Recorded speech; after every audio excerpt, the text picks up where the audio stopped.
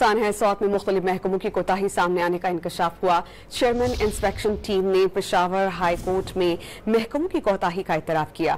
अदालत ने हेलीकॉप्टर की दस्तयाबी से मुतालिक तफसीली रिपोर्ट तलब कर ली। कमिश्नर मालाकन ने सानहा से मुतालिक रिपोर्ट जमा करवा दी। रिपोर्ट के मुताबिक तामीराती काम की वजह से दरियाए स्वात के पानी का रुख दूसरी जानिब मोड़ा गया। 2 जून से 1 माह के लिए मालाकन डिवीजन में दफा 144 नाफिज की गई थी और सयाहों को दरिया में जाने से रोका गया था।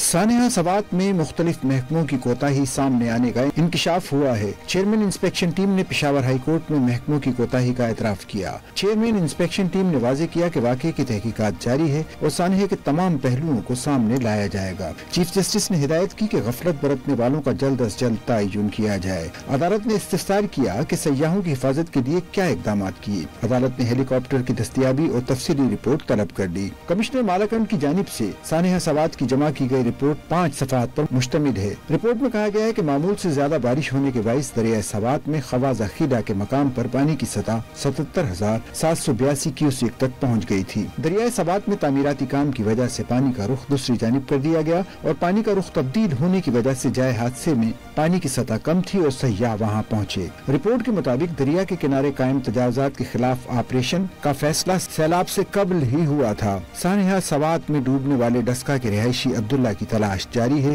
इंतजामिया के मुताबिक मर्दान, नौशहरा और एबटाबाद में इंसदाद तजावुजात ऑपरेशन जारी है। भारी मशीनरी से गैर कानूनी तामीरात गिराई जा रही हैं।